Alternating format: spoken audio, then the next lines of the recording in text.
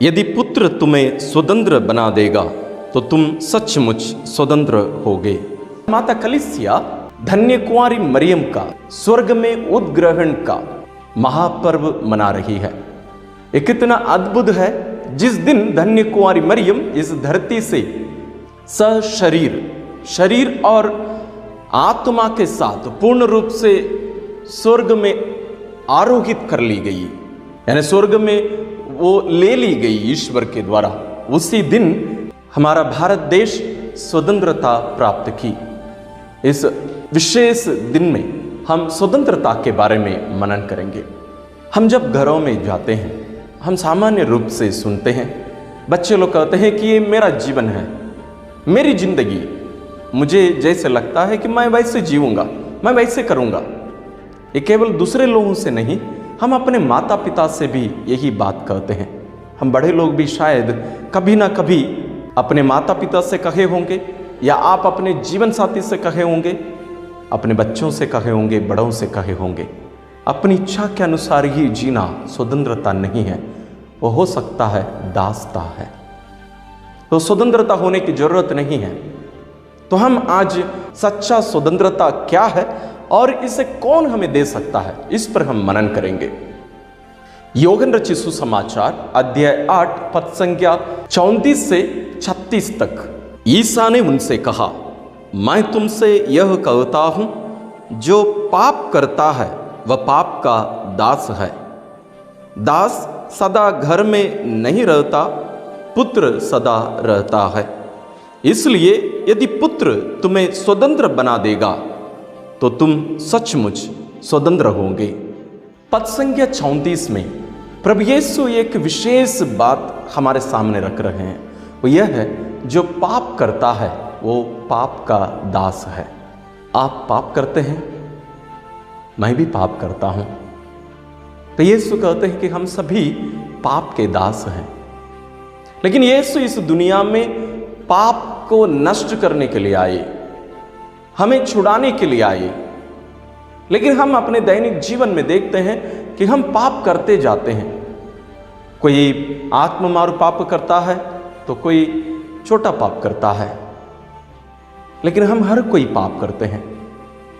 शायद ही ऐसा कोई होगा जो अपने जीवन में पाप नहीं करता हो। लेकिन यीशु कहते हैं, जो पाप करता है वो पाप का दास है। दास होने का मतलब क्या होता है? हम कोई भी दूसरे व्यक्ति की इच्छा के अनुसार चलना नहीं चाहते हैं। हम में से कितने सारे लोग दूसरों से इसलिए लड़ते हैं, यहां तक अपने माता पिता से, कि वे हमारी इच्छा के अनुसार हमें जीने नहीं देते हैं। हमें उनकी इच्छा के अनुसार जीने के लिए हम पर दबाव डालते हैं। हम नहीं चाहते हैं कि हम दूसरों की इच्छा के अनुसार जिए। हम हमेशा चाहते हैं कि हम हर कोई अपनी इच्छा अनुसार जिए, हम जैसे चाहते हैं वैसे हम जिए। लेकिन क्या हम वास्तव में जैसे हम जीना चाहते हैं वैसे जीते हैं?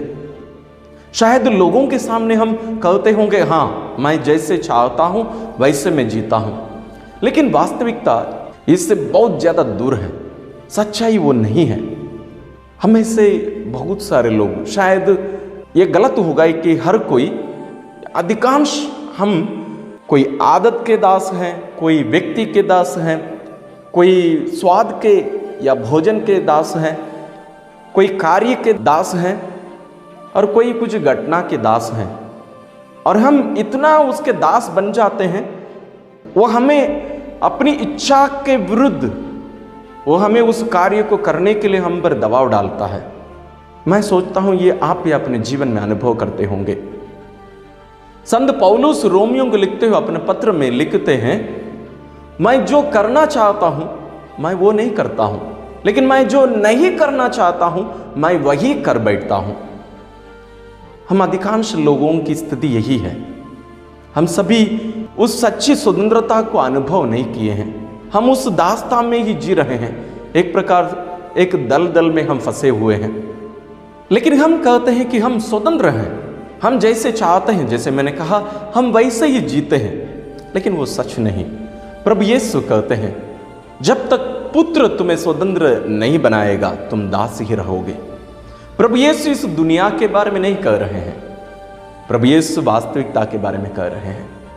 क्योंकि हमारा जो जीवन है इस दुनिया में हम जी रहे हैं, हम देख रहे हैं, ये पूर्ण नहीं है।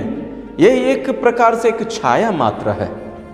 यहाँ एक क्षणिक जीवन हम जो जी रहे हैं, ये संपूर्ण जीवन नहीं है। यहाँ इस दुनिया में हम यात्री हैं।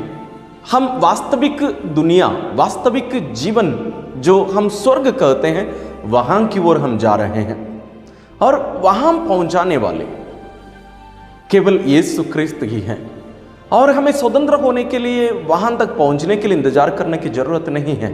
हमें इस दुनिया में ही स्वतंत्र बनाकर, हमें ईश्वर की सच्ची संतान के रूप में जीवन बिताने के लिए, हमें स्वतंत्र बनाने के लिए ही यीशु इस पृथ्वी पर आए।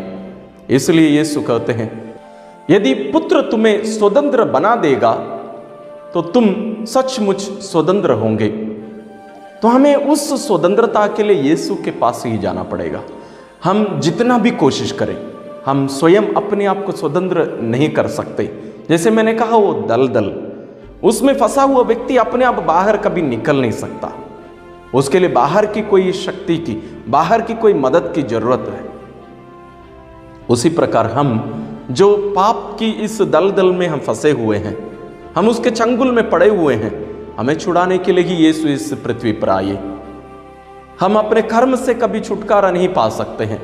यदि हम बोले हैं कि नहीं, हर व्यक्ति अपने मुक्तिदाता है, वो संभव ही नहीं है। हम कभी भी इस दलदल से बाहर निकल ही नहीं पाएंगे। लेकिन आज यीशु हमें एक शिक्षा देते हैं कि वास्तविक स्वतंत्रता यीशु हमें देते हैं। और उसका एक झलक हमें मां मरियम के स्वर्ग में उद्ग्रहण की उस घटना के द्वारा हम देखते हैं। मां मरियम के स्वर्ग में उद्ग्रहण की वो घटना क्या सच है? ये प्रश्न बहुत सारे लोगों के मन में है। यदि आप सच पूछें, जैसे बहुत सारे प्रारंभिक कलीसिया के महान संत लोग कहते हैं, यदि धन्य कुंवारी मरियम स्वर्ग में आरोहित नहीं कर ली गई या स्वर्ग में नहीं उठाई गई, तो वास्तव में हमारी जो आशा है अनंत जीवन का, वो अधूरा ही रह जाएगा। क्योंकि धन्य कुंवारी मरियम जो निष्कलंक बनाई गई और निष्पाप रही, यदि वो धन्य कुंवारी मरियम जो ईश्वर की मां है, वो स्वर्ग में यदि अपना उस अनंत जीवन प्राप्त नहीं कर सकती जैसे वो स्वर्ग में उठा ली गई थी, तो हम मनुष्यों के लिए, हम जो पापी हैं, पाप में ही जन्म लिए हैं, पाप में ही जीते हैं, तो हमारे लिए क्या, हमारे साथ क्या होगा? लेकिन इतना ही हम याद रखें कि मां मरियम के साथ ईश्वर जो कुछ किए, वो सब ईश्वर हमारे साथ भी करना चाहते हैं। ईश्वर हमें भी अपने स्वर्ग धाम में, अपने निवास स्थान स्वर्ग में अपने साथ रखना चाहते हैं। हम अपनी आंखें बंद करें। हमने अभी तक स्वतंत्रता के बारे में हमने सुना। हम भी पाप में फंसे हुए हैं, बुराइयों में फंसे हुए हैं। आज यीशु हमसे कहते हैं, मैं तुम्हें छुटकारा देना चाहता हूँ, मैं तुम्हें स्वतंत्र कर देना चाहता हूँ। हम यीशु के हाथ में अपने आप को अर्पण करें और आइए प्रार्थना करें। हे प्यारे पिता, हम आपको धन्यवाद देते हैं आज के शुभ दिन के लिए, जिस दिन आप हमारे देश को स्वतंत्रता प्रदान किए। हम प्रार्थना करते हैं, हमें सच्ची स्वतंत्रता प्रदान करिए। हम इस दुनियाई मोह माया से, पाप से छुटकारा पाकर आपके अधीनता का स्वीकार करते हुए आप में और आपकी स्वतंत्रता में आगे बढ़ने की कृपा हम सबों को प्रदान कर और हमारे प्यारे देश को आशीष प्रदान कर। और विशेष रूप से आज प्रार्थना में जुड़ी हुई आपकी सभी संतानों को आशीष प्रदान कर। हम ये प्रार्थना करते हैं अपने प्रभु क्रिस्त के द्वारा, आमीन। प्रभु आप लोगों के साथ हो। सर्वशक्तिमान ईश्वर पिता और पुत्र और पवित्र आत्मा आप सबों को आशीर्वाद प्रदान करें।